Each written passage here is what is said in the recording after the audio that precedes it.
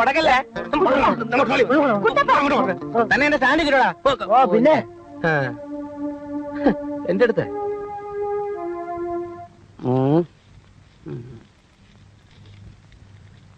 ശ്യാമേട്ടനുണ്ടോ? ആരാ? എന്താ കാര്യം? നമ്മുടെ ശ്യാമണ്ണന്റെ മുറപ്പെണ്ണ. കണ്ടിട്ട് എന്തോ കാര്യമുണ്ട്. ഓഹോ, മുറപ്പെണ്ണ അല്ലേ? ചേട്ടൻ ഇവിടെ ഉണ്ടോ? അയ്യോ, ഉണ്ടെന്ന് മാത്രമല്ല, കുട്ടിയെ കാത്തിരിക്കാൻ കൂടാ. വന്നേ. നീ എവിടെ പോവാ? അയ്യോ, ഞാൻ ശ്യാമണ്ണന്റെ ബെസ്റ്റ് ദോസ്തല്ലേ. ആഹാ, ദോസ്തിയൊക്കെ അങ്ങ് പുറത്ത് കണ്ട ആപ്പ വെപ്പിക്കുന്ന കയറി നിരങ്ങാനുള്ള സ്ഥലമല്ലത്. അപ്പൊ പിന്നെ സാറോട് നിൽക്കുന്നത് പുറത്ത്. ആ കുട്ടി വന്നേ. ആഹാ,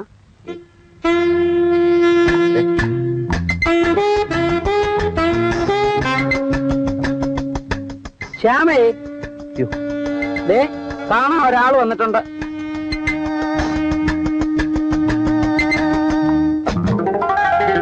ശ്രീകുട്ടി, വണ്ടി എടുക്ക്. ശ്രീകുട്ടി അവിടെ നിൽക്കാൻ.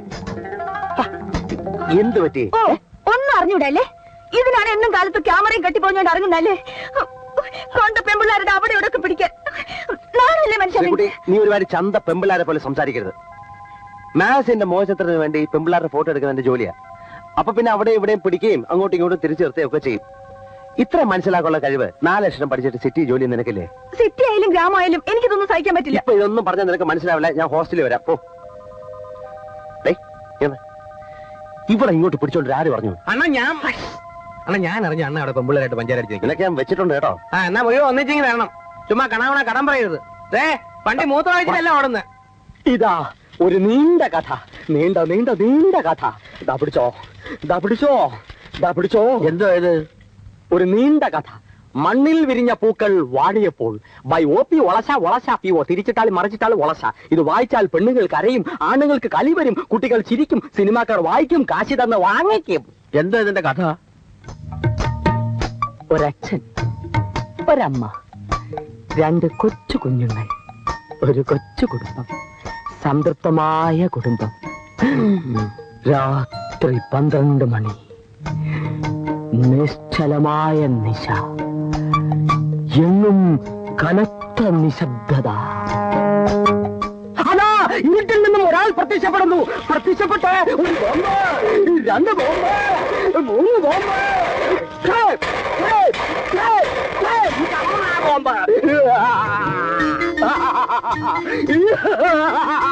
നിർത്തറയുമ്പോക്കി തോന്നി ദിവസം കാണിക്കാൻ നിന്റെ പറഞ്ഞു ചന്ദ്രൻ വിചാരിച്ചോ? അയ്യോ, സാറിനെ ഒന്ന് ഇംപ്രസ് ചെയ്യാൻ വേണ്ടിയായിരുന്നു. കുട്ടികൾ 2 ഓടി. അച്ഛനും അമ്മയും മരിച്ചു. ഓട്ടത്തിനിടയിൽ അവർ വേർപിരിയുന്നു. സെന്റിമെന്റ്. ഓട്ടത്തിനിടയിൽ അവർ പാട്ടിൽ വലുതാവുന്നു. വില്ലനെ കണ്ടുമുട്ടുന്നു. പ്രതികാരം തീർക്കുന്നു. ചേട്ടനും അനിയനും ഒന്നിക്കുന്നു. ഒരാളുടെ കാമുകിക്ക് വേണമെങ്കിൽ ക്യാൻസറോ സ്വൽപ്പ കിഡ്നി ട്രബിളോ ആകാം. അതിനൊരു സൈഡ് ട്രാക്ക് വേറെ ചേർത്തിട്ടുണ്ട്. തീർന്നോ? വേണമെങ്കിൽ കുറച്ച് ഇലാബറേറ്റ് ആയിട്ട് പറയാം. ഇനി ഒരക്ഷരം മിണ്ടാൻ നിന്റെ കിഡ്നി ഞാൻ തകർക്കും. എന്നിട്ട് പറ. ഇങ്ങനെയുള്ള ചീപ്പ് കഥകളൊന്നും ഞാൻ പ്രസിദ്ധീകരിക്കില്ലെന്ന് നിനക്ക് അറിഞ്ഞൂടെ? എന്റെ പേരെന്താണെന്ന് അറിയാമോ? അറിയാം. MTE ദാമോദരൻ. മഹാനായ ടൈം എഡിറ്റർ ദാമോദരൻ. മഹാതെണ്ടി എരപ്പാളി ദാമോദരൻ എന്നും പറയും. നിന്റെ തന്ത പറയും. പുള്ളിക്കാരൻ പറയും. നല്ല വിവരമുള്ളവനായിരുന്നാ നാട്ടുകാർ പറയുന്നത്. നാട്ടുകാർ പറഞ്ഞു കേട്ട അറിവല്ലേ നിനക്കുള്ളൂ. നിന്റെ തള്ളയൊന്നും പറഞ്ഞിട്ടില്ലല്ലോ. മനുഷ്യനെ മെനക്കെടുത്താതെ പോകാം. സാർ ഏത് തരത്തിലുള്ള കഥകളാ പബ്ലിഷ് ചെയ്യുക? ആധുനിക സാഹിത്യ സൃഷ്ടികൾ, അല്ലെങ്കിൽ ശുദ്ധഹാസ്യം. അതുമല്ല, കുറച്ചുകൂടെ കിഴിപ്പോട്ട് ഇറങ്ങുകയാണെങ്കിൽ നമ്മുടെ എന്റെ ഇന്നലകൾ പോലെയുള്ള സാധനങ്ങൾ. നിന്റെ ചുളുവരട്ട് പണികളൊന്നും എന്റെ അടുത്ത് എടുക്കണ്ട. ഇപ്പോൾ ഞാൻ പോകുന്നു. പക്ഷെ പൂർവാധികം ശക്തിയോടെ ഈ OP വളച്ച തിരിച്ചു വരും. ആ ഏറുപടക്കം കൊണ്ട് ഇതിനകത്തേക്ക് കയറിയേക്കരുത്.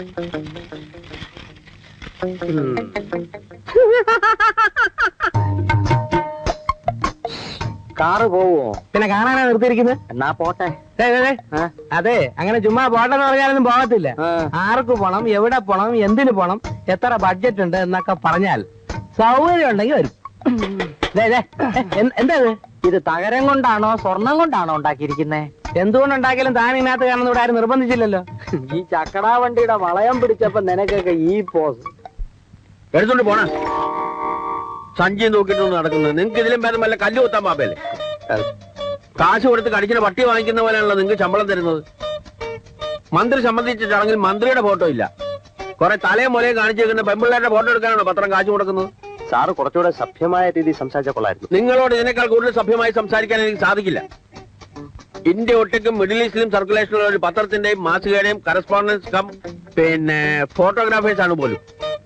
കുറച്ച് കോമൺ സെൻസ് ഉപയോഗിച്ചൂടെ? ഒരു കാര്യം ഞാൻ പറഞ്ഞേക്കാം, ഇങ്ങനെയാണ് പോക്കെങ്കിൽ ഞാൻ നിങ്ങളെ ബോംബെക്കോ കൽക്കട്ടയ്ക്കോ ട്രാൻസ്ഫർ ചെയ്യും. അവിടെ ചെന്നാ ഞങ്ങൾ നല്ല ഫോട്ടോ എടുക്കുമെന്നാണോ? യാതൊരു പ്രതീക്ഷയില്ല, പക്ഷെ എന്റെ കടമ കാണിക്കുന്നു, അത്രേ ഉള്ളൂ. നിങ്ങളാണ് ഈ അഡീഷണൽ നാണക്കേട് വരുത്തി വെച്ചത്. അടുത്ത മാസം നടക്കുന്ന നാഷണൽ ഫോട്ടോഗ്രാഫി മത്സരത്തിൽ ആരെങ്കിലും ഒരാൾ അവാർഡ് വാങ്ങിയില്ലെങ്കിൽ രണ്ടിനെയും ഞാൻ ടെർമിനേറ്റ് ചെയ്യും. പറഞ്ഞില്ല എന്ന് വേണ്ട. ഹലോ, ചേട്ടൻ ചൂടാവാതെ. ഞാനൊരു ഐഡിയ പറയാം. പത്രം ജനശ്രദ്ധ പിടിച്ചു പറ്റണം. കൊലക്കേസിനായി നമ്മൾ മാറ്റിവെച്ചിരിക്കുന്ന സ്പേസിൽ നിറയ്ക്കാൻ ഒരു വാർത്ത വേണം, അല്ലേ? ഇല്ലാത്ത ഒരാളിന്റെ പേരിൽ ഒരു കഥയുണ്ടാക്കി കാത്തണം ചേട്ടാ. എപ്പോ എവിടെ വെച്ച് സംഭവം നടന്നു എന്ന് പോലീസ് മറ്റേ ചോദിച്ചാൽ എന്തോ ചെയ്യും? അജ്ഞാതന്റെ ടെലിഫോൺ വഴി വാർത്ത കിട്ടുകയാണെന്ന് പറയണം.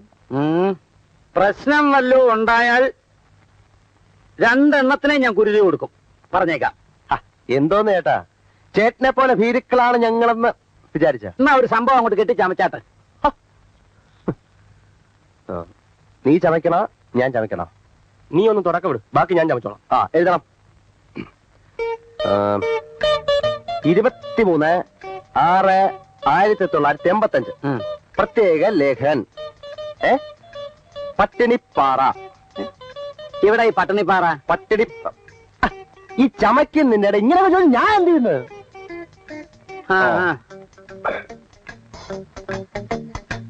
എട്ടുവീട്ടി തറവാട്ടിലെ ഇപ്പോഴത്തെ അവകാശിയും അനേകം തൊഴിലാളി കുടുംബങ്ങളെ വഴിയാധാരമാക്കിയ ഒരു ചരിത്രവുമുള്ള എട്ടുവീട്ടിൽ രാഘവൻപിള്ള ബുധനാഴ്ച രാത്രി 4 ഹരിജൻ യുവതികളെ ബലാത്സംഗം ചെയ്ത് കൊന്നിരിക്കുന്നു.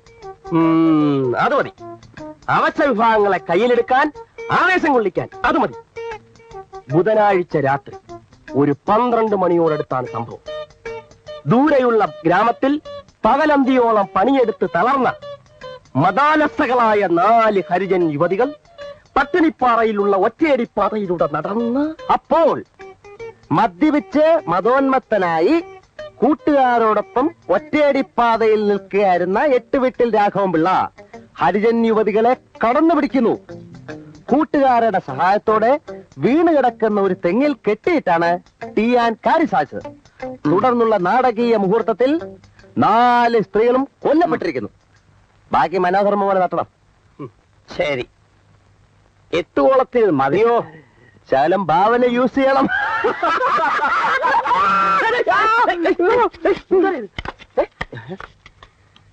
എന്തറിയോ പോയില്ലയോ?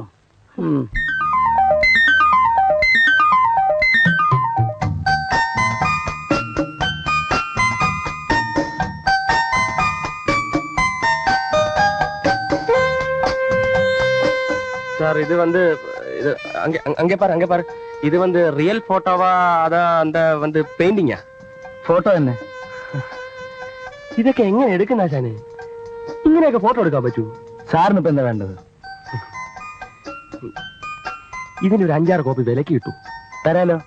ഇതിന്റെ ഒരു 5 കോപ്പി വേണം. അർജന്റാ, ഞാൻ വൈകുന്നേരം വരാം. ആ സ്ഥലത്ത് വെയിലടിച്ചാലെങ്കിലും ഒന്ന് എണ്ണീറ്റൂടെ? സർക്കാർ ഓഫീസിലല്ലേ ജോലി? ഒന്നാമതെ കയ്യാലപ്പുറത്ത് തേങ്ങ പോലെ പണിയിരിക്കുന്നത്. ഒരു ചെറിയ കാരണം കിട്ടിയാൽ മതി, കളവൻ ചവിട്ടി പുറത്താക്കും.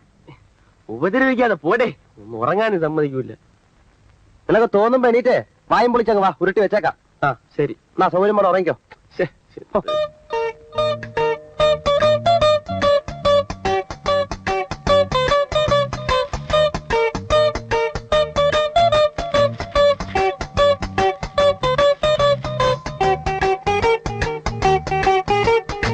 പാചകലോകം ചിക്കൻ മസാല.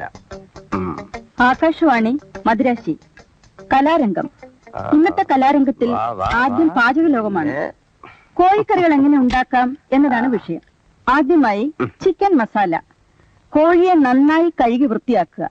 ആവശ്യത്തിനുള്ള മുളക്, മല്ലി, കുരുമുളക്, കറി മസാല, ഇഞ്ചി, ഉരുളക്കിഴങ്ങ്, തക്കാളി, പച്ചമുളക് ഇവ റെഡിയാക്കി അടുത്ത് വെക്കുക. മുളക്, മല്ലി, കറിമസാല, വെളുത്തുള്ളി ഇവ നന്നായി അരച്ചെടുക്കേണ്ടവയാണ്. ഉപ്പിനെ കുറിച്ച് ഞാനിവിടെ പറയുന്നില്ല, പക്ഷെ അത് ഇടേണ്ടപ്പോൾ കറിയിലിടാൻ മറക്കരുത്. ഇനി കോഴിയെ കയ്യിലെടുക്കുക.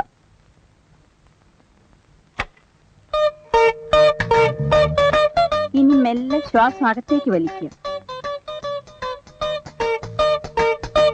കൈകൾ ഇരുവശത്തേക്കും അകത്തുക. ശ്വാസം മെല്ലെ വിട്ടുകൊണ്ട് പൂർവ്വസ്ഥിതിയിലേക്ക് വരിക. എന്നിട്ട് കാലുകൾ ഇരുവശത്തേക്കും അകത്തുക. കഴുത്ത് മുകളിലേക്കും വീണ്ടും താഴേക്കും കൊണ്ടുവരിക. വീണ്ടും പൂർവ്വസ്ഥിതിയിലേക്ക് വരിക. കാലുകൾ രണ്ടും തറയിൽ ഉറപ്പിച്ച് നിവർന്നു നിൽക്കുക. കൈകൾ മുന്നിലേക്കും പിന്നിലേക്കും കറക്കുക. അതുപോലെ തലയും കഴുത്ത് ലൂസാക്കി കറക്കുക.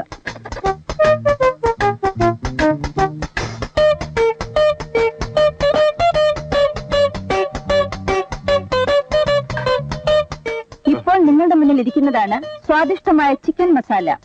ഇനി വൃത്തിയായ പാത്രത്തിൽ സാലഡുകളോടൊപ്പം വിളമ്പിയാൽ മാത്രം മതി. ഇന്നത്തെ പാചകലോകം ഇതോടെ അവസാനിക്കുന്നു.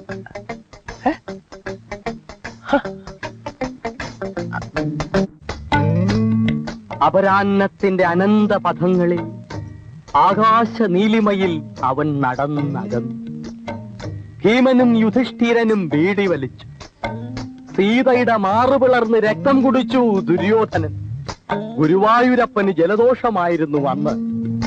അമ്പലത്തിന്റെ അകാൽ വിളക്കുകൾ തെളിയുന്ന സന്ധ്യയിൽ അവൾ അവനോട് ചോദിച്ചു, ഇനിയും നീ ഇതുവഴി വരില്ലേ ആനകളെയും തെളിച്ചുകൊണ്ട്? എങ്ങനുണ്ട്? നിന്റെ തലയ്ക്ക് വല്ല അസുഖമുണ്ടോ? ഇല്ല. പിന്നെ എന്താ അതിന്റെ അർത്ഥം? സാർ ആധുനികമേ പബ്ലിഷ് ചെയ്യൂ എന്ന് പറഞ്ഞതുകൊണ്ട് സ്വപ്പ കഞ്ചാവ് അടിച്ചുകൊണ്ട് എഴുതിയതാ. കഴിഞ്ഞ തവണ പറഞ്ഞ അതേ ബോംബ് കഥ തന്നെ, സ്റ്റൈല് മാറിയപ്പോ ഇങ്ങനെ ആയിപ്പോയി. എടാ മരമണ്ടം കഴുതേ, നിനക്ക് പറ്റിയ പണി എന്താണെന്ന് ഞാൻ പറയാം. ഇതല്ലേ എനിക്കറിയാം, പക്ഷെ അവന്മാർക്ക് ഇപ്പൊ യൂണിയൻ ഉണ്ട്. അതുകൊണ്ട് അതേ സ്റ്റാറ്റസ് ഉള്ള വേറൊരു പണി ഞാൻ നോക്കി. ഒന്നുകിൽ ഒരു എഡിറ്റർ ആകുക, ഇല്ലെങ്കിൽ ഒരു സാഹിത്യകാരനാകുക. അതൊന്നുമല്ല ഞാൻ പറയാൻ വന്നത്. നീ കോമഡി എഴുതണം, മറ്റൊന്നും വേണ്ട. നിനക്ക് പറ്റിയ അബദ്ധങ്ങൾ മാത്രം കുറിച്ചിട്ടാ മതി. അത് തന്നെ ധാരാളം ഉണ്ടല്ലോ. അതെങ്ങനെ ഒരു കഥയാകും? ഹാസ്യത്തിന് കഥ വേണ്ട, സിറ്റുവേഷൻ മാത്രം മതി. ഫോർ എക്സാമ്പിൾ, ഞാൻ ഇല്ലാത്തൊരു ന്യൂസ് ഒരു ചുറ്റുപാടിൽ ഇല്ലാത്ത ഒരാളെ കുറിച്ച് പ്രസിദ്ധീകരിച്ചു എന്ന് വിചാരിക്കാം. അയാൾ ശരിക്കും ഉണ്ടായി. അയ്യോ, അതെങ്ങനെ? അങ്ങനെ സംഭവിച്ചു എന്ന് സങ്കല്പിക്കുക. അയാൾ എന്നോട് എങ്ങനെ പെരുമാറും? അത് പറയാൻ പറ്റില്ല. ആളിന്റെ സ്വഭാവം പോലെ ആ പെരുമാറ്റമാണ് കോമഡി. നീ ഒന്ന് അയാൾ എന്നോട് എങ്ങനെ പെരുമാറും ഊഹിച്ചു പറ, നിനക്ക് കോമഡി മനസ്സിലാവും. അത്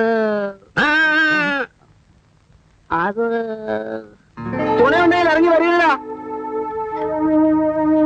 8 വീട്ടിൽ രാമപിള്ള ഏതോടെയാ മായവങ്കപ്പെടുത്തിയത്? നിന്റെ പത്രം ഞാനിത് അവസാനിപ്പിക്കൂടാ. എടാ, ഇതിനകത്ത് ചങ്കരപ്പിള്ള ഒരു ചെറ്റ ഇരിപ്പില്ലടാ. ഉണ്ടെങ്കിൽ ഇറങ്ങി വരില്ല. കുത്തും കൊലയും ജയിലും ഒന്നും എനിക്ക് പുത്തരി നാറികളെ എല്ലാத்தைയും ഞാൻ ബോംബിട്ട് നശിപ്പിക്കും. ഞാൻ കൊലമരത്തിൽ കയറുവിട. ഇറങ്ങി വരണോ അതോ ഞാൻ അങ്ങോട്ട് വരണോ? ആരുടെ ഇവിടെ ചാടുന്നത്? ഇപ്പൊ ഒരു കുത്തു കേസ് ജയിലിൽ നിന്ന് ഇറങ്ങിയതേ ഉള്ളൂ. പേര് 8 വീട്ടിൽ രാമപിള്ള. 8 വീട്ടില് രാമപിള്ള മാനവും മര്യാദയ്ക്ക് മനുഷ്യൻ ജീവിക്കാൻ സമ്മതിക്കില്ല. അയ്യോ, തല്ലല്ലേ? ഞാൻ പറയുന്നത് കേക്ക്. ഞാനല്ലേ എഴുതി. ഇനിയാടാ ഉടുപ്പേന്ന് വിടെ. ചീഫ് ഉടുപ്പേന്ന് വിടെ. ഞാൻ കാണിച്ചു തരാം. വന്നത്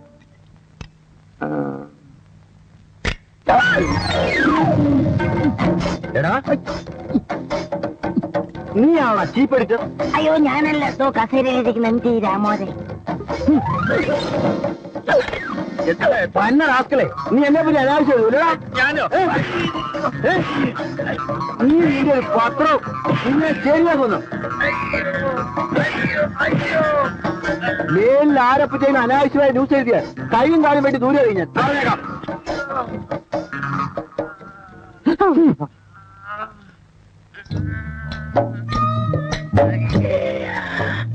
ആകാരത്തിന് വല്ല അംഗഭംഗവും സംഭവിച്ചോ സാർ? മെല്ലെ.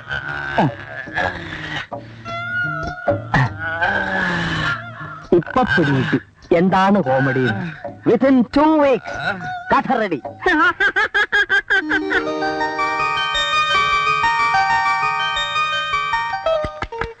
പ്രിയപ്പെട്ട സുഹൃത്തുക്കളെ, സഹപ്രവർത്തകരെ, നമ്മുടെ എല്ലാം പ്രിയങ്കരനായ mister Anilkumar national press photography മത്സരത്തിൽ 1ാം സമ്മാനം കരസ്ഥമാക്കിയിരിക്കുന്നു എന്ന സന്തോഷ വാർത്ത സ്നേഹപുരസ്സരം അറിയിച്ചുകൊള്ളുന്നു. അനിൽകുമാറിന്റെ ഈ വിജയം ടൈം പബ്ലിക്കേഷൻ എന്നും അഭിമാന പുരസ്സരം സ്മരിക്കുന്നതാണ്. ഫോട്ടോഗ്രാഫിയുടെ നൂതന സങ്കേതങ്ങളെ കുറിച്ച് ഗവേഷണം നടത്താൻ ടൈം പബ്ലിക്കേഷൻ സ്വന്തം ചെലവിൽ അനിൽകുമാറിനെ ബോംബെക്ക് അയക്കാൻ തീരുമാനിച്ചിരിക്കുന്നു. അങ്ങനെ അനിലിനെ ബോംബെക്ക് അയക്കുകയാണെങ്കിൽ എന്നെ അയക്കണം. നീ എന്ത് കോപ്പ് കാണിച്ചിട്ട് നിന്നെ ബോംബെക്ക് അയക്കണം? നിന്നെ പൂത്തർക്കൊക്കെ അയക്കാം. ആ ചോദ്യം ഇവരോട് ചോദിക്കണം. ഏതോ ഫോട്ടോ സ്റ്റുഡിയോന്ന് കാശ് കൊടുത്ത് ഫോട്ടോ വാങ്ങിച്ച് അവാർഡ് വാങ്ങിച്ച ഫോട്ടോഗ്രാഫർ ആവും. എടാ, അസൂയക്കും കഷണ്ടിക്കും പണ്ടേ മരുന്നില്ലെന്ന് വിവരമുള്ളവർ പറഞ്ഞിട്ടുണ്ട്. സ്വന്തം പലയുടെ കുത്തി നാറ്റിക്കണ്ട. നിങ്ങൾ രണ്ടുപേരും കള്ളന്മാരാ. ആ വിവരം നാട്ടുകാരെ അറിയിച്ച് പത്രത്തിന് നാണം കെടുത്തണ്ട. അല്ലെങ്കിൽ പത്രം നാറി. ഇനി ഇവരെ ബാംബെക്ക് ഇവിടെ അയച്ചാ ആ നാറ്റം ബോംബെ വരെ എത്തും. ഫോട്ടോ കട്ടതോ മോഷ്ടിച്ചതോ എന്നുള്ളത് എനിക്കൊരു പ്രശ്നമേ അല്ല. നാണമില്ലാത്തവന്റെ പ്രശ്നത്തിൽ ഒരു ആല് കളിച്ചാൽ അതും അവനൊരു തണലാണെന്ന് ഷേക്സ്പിയർ പറഞ്ഞിട്ടുണ്ട്. അതുകൊണ്ട് അനിൽകുമാറിന് ബോംബെക്ക് അയക്കാനുള്ള എന്റെ തീരുമാനം പാറ പോലെ ഉറച്ചതാണെന്ന് ഞാൻ എല്ലാവരെയും അറിയിച്ചുകൊള്ളുന്നു. കയ്യടി.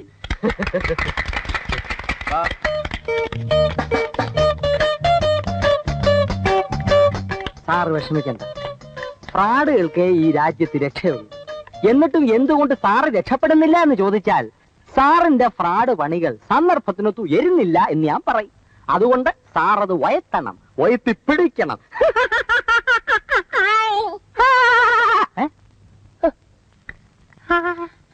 സാറേ, സത്യം, ധർമ്മം, നീതി, ന്യായം ഇതൊക്കെ ദൈവങ്ങൾക്ക് മാത്രമുള്ളതാ. അതും കൊണ്ട് നടന്നാൽ ഇക്കാലത്ത് വയറ് വഴയ്ക്കാൻ പറ്റില്ല. ഫോർ എക്സാമ്പിൾ, സാറിന്റെ കൂട്ടുകാരൻ ചെക്കൻ അനിൽ ഫോട്ടോ സ്റ്റുഡിയോയിൽ നിന്നും ഫോട്ടോ മേടിച്ച് അവാർഡ് വാങ്ങിച്ചു. എന്നിട്ടിപ്പോ എന്തായി? എല്ലാരും കൂടെ ഹാരവും മാലയും ഒക്കെ ഇടിയിച്ച് ബോംബെക്ക് കെട്ടി എഴുന്നള്ളിക്കാൻ പോണൂന്ന്. സത്യം പറഞ്ഞാൽ നിങ്ങൾ രണ്ടുപേരും മണ്ടന്മാരാ. പക്ഷെ ഇപ്പൊ ഇന്ത്യയിൽ അവനൊരു വിലയുണ്ട്. എങ്ങനെ? ഫ്രാഡ് വില കാണിച്ചിട്ട്. ഇനി തിരിച്ചു വരുമ്പോ അവന്റെ പോസ് നിങ്ങൾക്ക് സഹിക്കാൻ പറ്റുമോ? എന്റെ അടുത്ത് പോസ് കാണിച്ചാണ്ടല്ലോ ഇടിച്ചാൽ മൂഞ്ചി ഇരിച്ചു വിടും. നടക്കാത്ത കാര്യം കളാ. നടക്കുന്ന കാര്യം ആലോചിക്കും. അവന്റെയും ഒരുപടി മേലെ സ്റ്റാറ്റസിൽ നിൽക്കാൻ ശ്യാംകുട്ടിക്ക് മോഹമില്ലേ? ചൽമി. അതിനിപ്പോ ഞാൻ എന്ത് ചെയ്യും? വഴിയുണ്ട്. മനോഹരമായ ഒരു വലിയ ഫ്ലാറ്റ്, അതിലാവശ്യത്തിന് കാശും പത്രാസും, പ്രേമിക്കാൻ തരുണീമണികൾ. ഇങ്ങനെ ഒരു ചുറ്റുപാടിനെ പറ്റി ശ്യാംകുട്ടി ആലോചിച്ചിട്ടുണ്ടോ? ആകെ ഒരു പളവളപ്പ്, ഒരു ഗ്ലാമർ. ഇന്ന് പുച്ഛിക്കുന്നവർ നാളെ ലജ്ജിക്കും. ശ്യാംകുട്ടിയുടെ മുമ്പിൽ ലജ്ജിച്ച് തല താഴ്ത്തും. കാര്യമൊക്കെ ശരി തന്നെ. പക്ഷെ ഞാനിതെങ്ങനെ ഒപ്പിക്കും? എങ്ങനെ അനിൽ അവാർഡ് ഒപ്പിച്ചു? അവന്റെ കഴുത്തിൽ എങ്ങനെ ഹാരം വീണോ? അവൻ എങ്ങനെ ബോംബെക്ക് പറക്കാൻ പോണു? ആ മണ്ട ഉപയോഗിച്ചു. ഫ്രാഡ് പണി, ഇന്നസെന്റ് ഫ്രാഡ്, ആർക്കും ഉപദ്രവില്ലാത്ത ഫ്രാഡ് പണി. ഇങ്ങനെ ഒരു ജീവിതം വേണോ വേണ്ടയോ എന്ന് ശ്യാംകുട്ടി ഒന്ന് ആലോചിച്ചു നോക്കൂ. ഒന്നാലോചിച്ച ശരിയാ. Life is a challenge. Meeting. എന്നാരാ പറഞ്ഞ? ഞാനല്ല. പക്ഷെ പറഞ്ഞ നാറിക്ക് വിവരമുണ്ട്. കേൾക്കുന്ന നാറികൾക്കും വിവരം ഉണ്ടാവട്ടെ.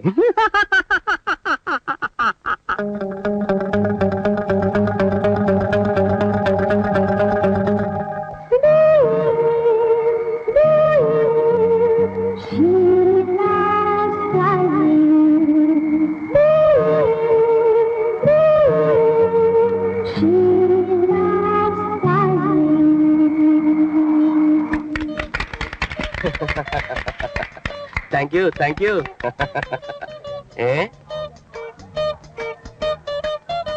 കൈയും വീശി ഇനി പോന്നല്ലയോ? ഒരു ബൊക്കെ ഇവിടെ വാങ്ങിച്ചോട്ട് വന്നുകൂടായിരുന്നോ? ദരിദ്രവാസി. നീ എന്താണ് ബോംബെയിൽ പൂക്കച്ചവടം നടത്താൻ പോന്നോ? ഒരു പടം വാങ്ങിച്ചാൽ അർദ്ധരാത്രി പിടിക്കാൻ. എന്റെ അമ്മോ, അസൂയ. അത് തന്നെയാണ് അസൂയ തന്നെ. ആ കള്ളനാവാൻ കഴിയാത്തതിലുള്ള അസൂയ. Passenger traveling to Bombay. Goodbye. Please report immediately at the security check.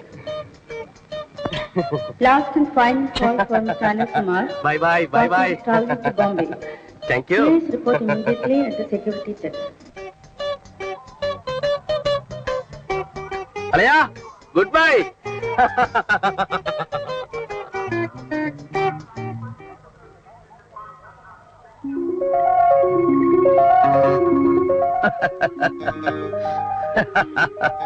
മനോഹരമായ ഒരു വലിയ ഫ്ലാറ്റ്, പ്രേമിക്കാൻ തരുണീമണികൾ, ആകെ ഒരു പളവളം, ഒരു ഗ്ലാമർ. ഇന്ന് പുച്ഛിക്കുന്നവർ നാളെ ലജ്ജിക്കും. ശ്യാംകുട്ടിയുടെ മുമ്പിൽ ലജ്ജിച്ച് തല താഴ്ത്തും. നീ വെള്ളമടിച്ച് കാർ ഓടിക്കാറുണ്ടോ? മുതലാളി വേണമെങ്കിൽ എന്റെ ചെകിടത്ത് 4 പൊട്ടിച്ചോണം. പക്ഷെ ഞാൻ വെള്ളം അടിച്ചത് മാത്രം പറയരുത്. അല്ല, 4 ഞാൻ പൊട്ടിക്കുന്നുണ്ട്. അതിനു മുമ്പ് സത്യം എന്താണെന്നൊന്ന് അറിയണമല്ലോ. കാറിന് കുഴപ്പമൊന്നുമില്ലല്ലോ? ഇല്ല. കീ എവിടെ? ദാ. ജാക്കിയും സ്റ്റെപ്പിനും ഒക്കെ കാറിലുണ്ടോ? എന്റെ സാറേ, എന്റെ ജീവനേക്കാളും വലുതാണോ ജാക്കിയും സ്റ്റെപ്പിനും ഒക്കെ? മനസ്സിലായില്ല. സാർ കേൾക്കണം. ഞാൻ ഇങ്ങനെ ശബരിമല ഇറക്കം ഇറങ്ങി വരുന്നു. താഴെ വലിയ കൊക്കോ. ഞാനൊരു വളവ് തിരിയുന്നു. പെട്ടെന്ന് കുറേ നിൽക്കുന്നു. ആരാ? 3 ഒറ്റയാൻ. ഞാനൊരു ചവിട്ട് വെച്ചു കൊടുത്തു.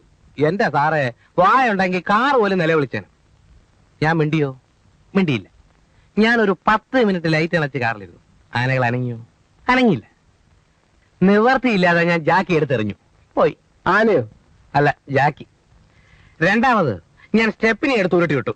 പോയി. സ്റ്റെപ്പിന്? കറക്റ്റ്. ഇപ്പൊ സാറിന് കാര്യങ്ങൾ മനസ്സിലായി വരുന്നുണ്ടല്ലോ. ആനകൾ അനങ്ങിയില്ല. പിന്നെ എന്റെ സാറെ, എനിക്ക് ഒരുമാതിരി ചൊറിഞ്ഞു പറഞ്ഞു വന്നു.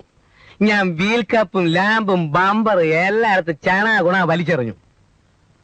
അവസാനം എന്റെ നല്ല കാലത്തിന് കാശിരുന്ന ബാഗ് കൈ കിട്ടി. 10,500 രൂപ ഉണ്ടായിരുന്നുള്ളൂ. അത് ഞാനെടുത്ത് എറിഞ്ഞു കൊടുത്തു. അപ്പോ ബമ്പറും ടെയിൽ ലാമ്പും കാശും കൂടെ പോയി അല്ലേ? പോയെങ്കിൽ എന്ത് സാറേ, ആനകൾ പോയി കിട്ടിയില്ലേ? ഞാൻ എന്റെ ഉള്ള ഉയരം കൊണ്ട് മല ഇറങ്ങി പോകുന്നു. ഇപ്പോഴും എന്റെ കൈ വിറയ്ക്കുന്നുണ്ടല്ലേ സാർ? എന്നിട്ട് ഇപ്പൊ കാർ എവിടെ? കാറ് അങ്ങ് ശബരിമലയല്ലേ? ശബരിമല എവിടെ? അങ്ങ് ഇറക്കത്തിൽ. അവിടെ എല്ലാം ഇറക്കമാണല്ലോ. അങ്ങോട്ട് പോകുമ്പോ കയറ്റല്ലേ സാർ? എടാ, കാർ എവിടെ കിടക്കണ്ടാ ചോദിച്ചത്? ഇങ്ങോട്ട് വരുമ്പോ ഇടവശത്തുള്ള കള്ളഷാപ്പിന് മുമ്പ് കിടപ്പുണ്ട്. അത് ശരി. അപ്പൊ ആനയല്ല, ഷാപ്പായതെല്ലാം കൊണ്ടുപോയത്. അപ്പോ സാറിന് എന്നെ വിശ്വാസമില്ലേ? അയ്യോ ഇല്ല.